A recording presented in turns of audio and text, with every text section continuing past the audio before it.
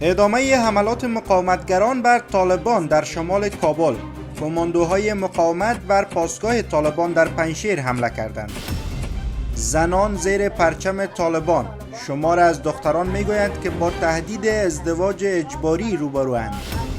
خوشبینی سفیر جنجالی همسایه از وضع موجود. سفیر پاکستان میگوید که با حاکمیت طالبان صلح و امنیت بهبود یافته است. و خواست 24 سال بعد جمهوری اسلامی. ایران خواستار پاسخگویی طالبان در مورد قتل دیپلماتان این کشور در مزار شریف شد.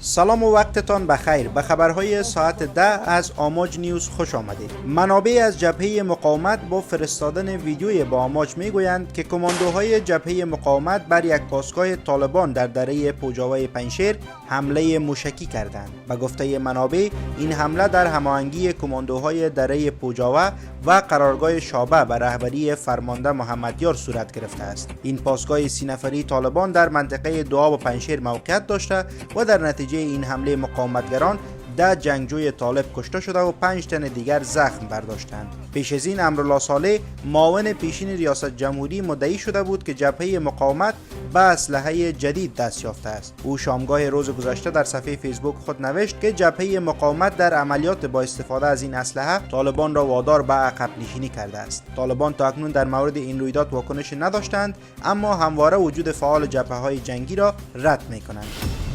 شمار از زنان معترض در پنجشیر میگویند که طالبان با فشار و زور میخواهند که با دختران این ولایت نکاح کنند. به گفته آنها خانواده هایی که به ازدواج اجباری دخترانشان مخالفت کردند از سوی طالبان شکنجه شده و بعد هم مجبور به ترک این ولایت شدند. پیش از این هم گزارش های مطرح شده بود که طالبان در بدخشان و تخار دختران جوان را به نکاح افراد خود در می آورند. چند روز پیش یک زن 37 ساله به نام گلشن که باشنده دره عبدالله ولایت پنجشیر است به دلیل رد درخواست ازدواج یک جنگجوی طالب شکنجه شده بود. یکی از نزدیکان این خانم با آماج گفته بود که طالبان ابتدا از او درخواست ازدواج کردند و وقت گلشن با آنان جواب رد داده است، عصر همان روز او را در حضور مردم بر سر کشتزارش شکنجه کرده و دستش را شکستند. همچنان برخی منابع از پنجشیر با آماج میگویند که طالبان به خاطر راضی کردن زنان مورد نظرشان برای ازدواج با آنها پول پیشنهاد میکنند.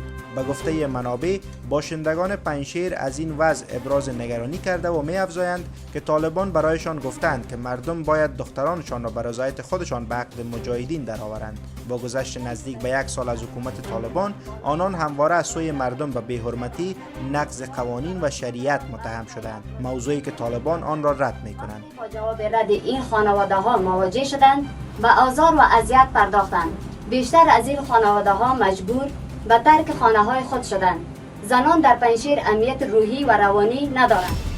منصور احمد خان سفیر پاکستان در کابل گفته است که پس از 15 اگست که نخستین روز حاکمیت طالبان بر افغانستان بود، صلح و امنیت در این کشور بهبود یافته است. روزنامه دان پاکستان به نقل از آقای خان در گزارش نوشته است صلح و امنیت در افغانستان از زمان به قدرتگیری مجدد طالبان به طور قابل توجه بهبود یافته است. سفیر پاکستان گفته است حضور هیئت دیپلماتیک طالبان بیانگر این است که طالبان تعامل سازنده با جامعه جهانی دارند. آقای خان با اشاره به وضع اقتصادی افغانستان اظهار داشته که پس از خروج امریکا از این کشور اقتصاد افغانستان متمرکز بر تولیدات داخلی بوده و با توجه به نبود 12 تا 14 میلیارد دلار ذخایر مالی این کشور در حال حاضر تنها 3 میلیارد دلار دارد که یک تضاد آشکار است. در همین حال این روزنامه پاکستانی به نقل از جاوید لودین معاون سابق وزیر امور خارجه افغانستان گفته است که پاکستان و افغانستان دارای گذشته مشترک بوده و باید آینده مشترک نیز داشته باشند. او افزوده است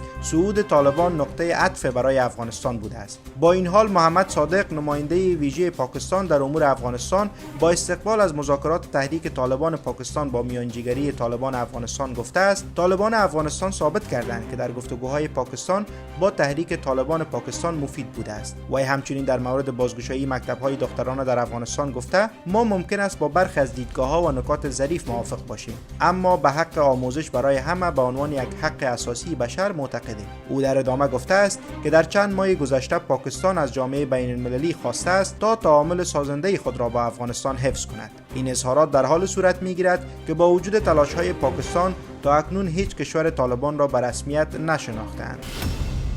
وزیر امور خارجه ایران در مراسم 24مین سالگرد کشته شدن دیپلمات‌های ایرانی در کنسولگری این کشور در مزار شریف خواستار پاسخگویی طالبان در مورد دیپلمات‌های کشته شده شد. حسین امیر عبدالحیان همچنان خواستار روشن شدن ابعاد پنهان و مجازات عاملان آن شد. بیشتر از این، وزارت خارجه ایران در یک اعلامیه رسمی نیز خواستار مجازات عاملان آن رویداد شده است. پس از تسلط طالبان بر شهر مزار شریف در سال 1377، شمار از مردان مسلح با حمله بر کنسولگری ایران در این شهر 10 دیپلمات و یک روزنامه‌نگار ایرانی را کشتند. طالبان در آن زمان دست داشتن در این رویداد را رد کردند و آن را کار گروه‌های غیر مسئول گفتند.